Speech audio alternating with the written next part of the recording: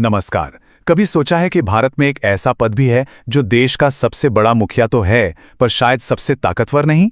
जी हाँ, हम बात कर रहे हैं भारत के राष्ट्रपति की। तो आज चलिए इसी दिलचस्प पद की गहराई में उतरते हैं, देखते हैं कि उनकी शक्तियां आखिर हैं क्या, उन्हें चुना कैसे जाता है और हमारे लोकतंत्र में उनकी असली जगह, उनका असली रोल क्या है। तो चलिए सीधे उस सवाल पर आते हैं जो शायद हम सबके दिमाग में घूमता रहता है। भारत के राष्ट्रपति आखिर हैं क्या? एक पावरफुल शासक जो देश चलाता है, या फिर सिर्फ एक सम्मान का प्रतीक, एक सिंबल? देखिए, इसका जवाब ना हाँ में है ना ना में।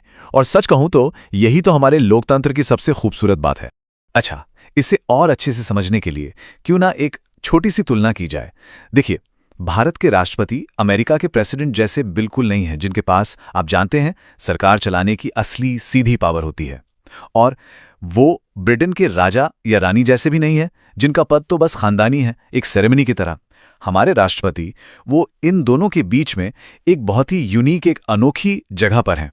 वो एक संवैधानिक प्रमुख हैं, जिनकी शक्ति संविधान से मिलती है, किसी परंपरा या खानदान से नहीं।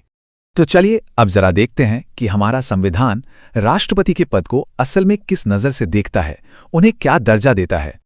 देखिए, संविधान ने राष्ट्रपति को कई बहुत बड़े बड़े टाइटल दिए हैं। वो सिर्फ एक इंसान नहीं, बल्कि पूरे देश का चेहरा हैं। उन्हें राज्य का प्रधान कहा जाता है। वो भारत के प्रथम नागरिक भी हैं। और जब बात हमारी आर्म्ड फोर्सेस की आती है, तो वही तीनों सेनाओं के सुप्रीम कमांडर होते हैं। और हाँ, कागज पर तो सरकार का हर काम, हर एक्शन उन्हीं के नाम पर लिया जाता है। तो सवाल ये उठता है कि कोई इस सबसे बड़े पद तक पहुंचता कैसे है? क्या हम और आप जाके सीधे वोट डालते हैं? नहीं। चलिए राष्ट्रपति बनने के इस पूरे प्रोसेस को जरा करीब से समझते हैं। देखिए, राष्ट्रपति बनने का सफर कुछ बेसिक शर्तों से शुरू होता है। सबसे पहली बात, जाहिर है, भारत का नागरिक होना जरूरी है। उम्र कम से कम 35 साल होनी चाहिए, जो एक तरह से अनुभव और मैच्योरिटी को दिखाता है।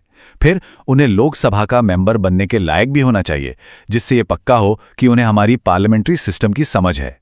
और एक बहुत जरूरी बात, वो कोई और सरकारी पद जहां से कमाई हो वो नहीं रख सकते। ये उनकी निष्पक्षता के लिए जरूरी है। और हाँ, ये सारी जानकारी कहीं और से नहीं, बल्कि सीधे हमारे संविधान से ही आती है। ये जो नियम हैं, यही हमारे राष्ट्रपति चुनाव की पूरी नींव रखते हैं। अब आता है सबसे मजेदार हिस्सा। हम लोग यानी आम जनता सीधे राष्ट्रपति के लिए वोट नहीं करते। ये एक इनडायरेक्ट इलेक्शन होता है। होता यह है कि हमारे चुने हुए लोग, हमारे सांसद और विधायक, वो हमारी तरफ से वोट करते हैं। इन सभी वोटर्स के ग्रुप को इलेक्टोरल कॉलेज या निर्वाचक मंडल कहते हैं। और इनका वोटिंग का तरीका भी बड़ा खास होता है, जिससे ये तय हो कि हर एक वोट की कीमत हो और देश के हर कोने की आवाज सुनी जाए। अच्छा, एक बार चुने जाने के बाद राष्ट्रपति 5 साल तक अपने पद पर रहते हैं और अपना काम शुरू करने से ठीक पहले वो भारत के चीफ जस्टिस के सामने एक बहुत जरूरी शपथ लेते हैं, संविधान की रक्षा करने की शपथ। चलिए अब उस चीज पर आते हैं जो इस पद को इतना खास बनाती है, राष्ट्रपति की शक्तियां। आखिर उनके एक सिग्नेचर में कितनी ताकत होती है, आइए पता करते हैं। सबसे पहले बात करते हैं कार्यकारी शक्तियों की। इसका मतलब ये है कि भारत सरकार का हर ऑफिशियल काम औपचारिक रूप से राष्ट्रपति के नाम पर ही होता है, चाहे वो प्रधानमंत्री की नियुक्ति हो या बाकी मंत्रियों की, गवर्नर्स की, या फिर विदेशों में हमारे राजदूतों की। ये सारी बड़ी बड़ी नियुक्तियां राष्ट्रपति ही करते हैं। अब आते हैं कानून बनाने की ताकत पर। देखिए, राष्ट्रपति ही संसद का सेशन बुलाते हैं। और हां, उनकी एक बहुत बड़ी पावर है।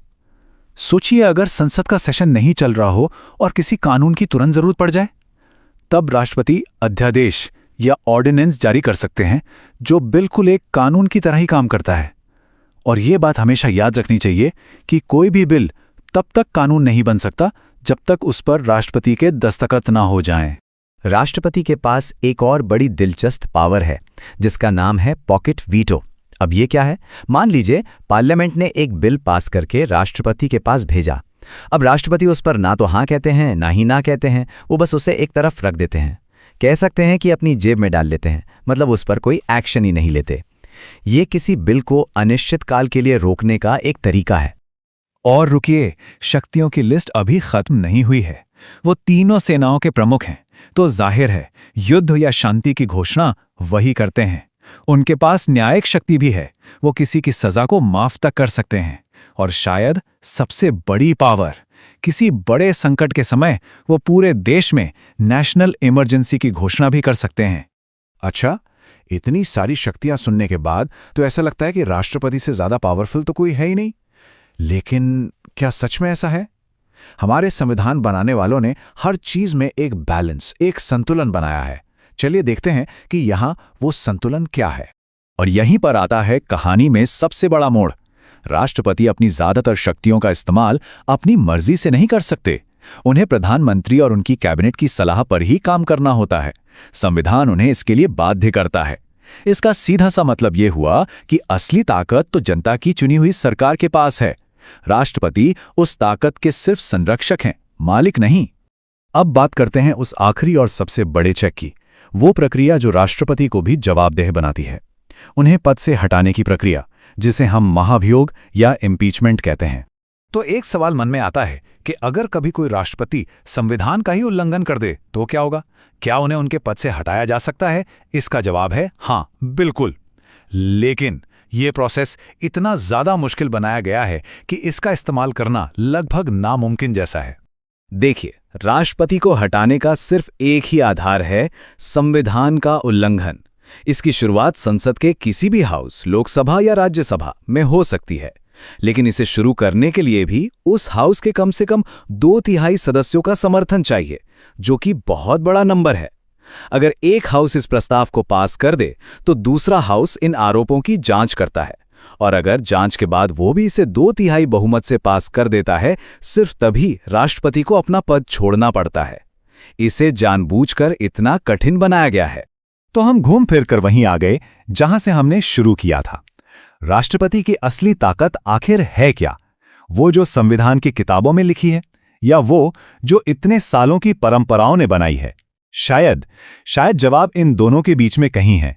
भारत के राष्ट्रपति का पद सिर्फ शक्तियों और कानूनों का नहीं है। ये पद हमारे देश की गरिमा, उसकी स्थिरता और उसकी एकता का सबसे बड़ा प्रतीक है। एक ऐसा प्रतीक जो रोज की राजनीति से कहीं ऊपर है।